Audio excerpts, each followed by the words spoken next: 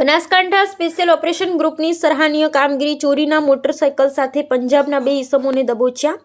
Shri Chirag Kordia, police મહાનિરીક્ષક, સરહદી range Kutch Bhuj તથા શ્રી પ્રશાંત Sumbe, police અધિક્ષક બનાસકાંઠા જિલ્લાનાઓએ વાહન ચોરી તથા મિલકત સંબંધી ગુનાઓ અટકાવવા તેમજ શોધી કાઢવા અંગે સૂચના કરેલ હોય ત્યારે Shri SM Patni, police inspector SOG શાખા બનાસકાંઠા નાઓના માર્ગદર્શન હેઠળ SOG પોલીસ સ્ટાફના માણસો ધાનેરા પોલીસ મથક વિસ્તારમાં SOG લગત પેટ્રોલિંગમાં હતા. તે દરમિયાન સામરવાડા પાટિયા નજીક રામદેવ સેવા કેમ્પની સામે ધાનેરાથી ડીસા જતા રોડ પાસે વાહન ચેકિંગમાં હતા. તે દરમિયાન 2 ઈસમો 2 મોટરસાયકલ સાથે આવતા હતા અને જેઓ શંકાસ્પદ જણાઈ આવતા તે ઈસમોને રોકાવી મોટરસાયકલ અંગેના આધાર પુરાવા માંગતા પોતાની પાસે આવા કોઈ આધાર પુરાવા ન હોવાનું જણાવતા હોય ત્યારે તેઓને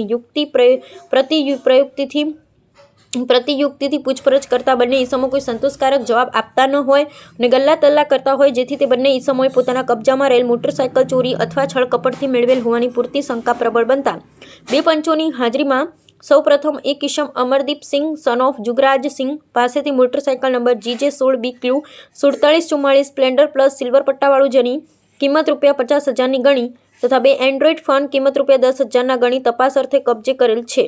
અને બીજા ઈસમ સુખચેન સિંહ સન ઓફ અમરીક સિંહ પાસેથી મોટરસાયકલ નંબર GJ04 DE9621 જે ડ્રીમ નિયોના લાલ પટ્ટાવાળું હોન્ડા કંપનીનું જેની કિંમત ₹50,000ની ગણી તથા 2 કીપેડ ફોન કિંમત ₹1,000ના ગણી. આમ બંને આરોપીઓ પાસેથી કુલ કિંમત ₹1,11,000નો મુદ્દામાલ તપાસ અર્થે કબજે કરેલ છે. તેમજ આ બાબતે Bharuch A division police station તથા અમદાવાદ શહેર ઈસનપુર પોલીસ મથક ખાતે ગુનો રજીસ્ટર થયેલ હોય. આ બાબતે પકડેલ બંને ઈસમો તથા ઉપરોક્ત બંને મોટરસાયકલ ધાનેરા પોલીસ સ્ટેશન ખાતે આગળની ઘટતી કાર્યવાહી સારું સોંપવામાં આવેલ છે. અમારા અંગત સૂત્રો પાસેથી મળતી માહિતી મુજબ SOG શાખાના પોલીસ કોન્સ્ટેબલ શ્રી ખેમાભાઈની અંગત બાતમી અને હકીકત આધારે આ સમગ્ર ઓપરેશન SOG શાખાના સ્ટાફ ટીમે વર્ક દ્વારા પૂરું પાડેલ છે.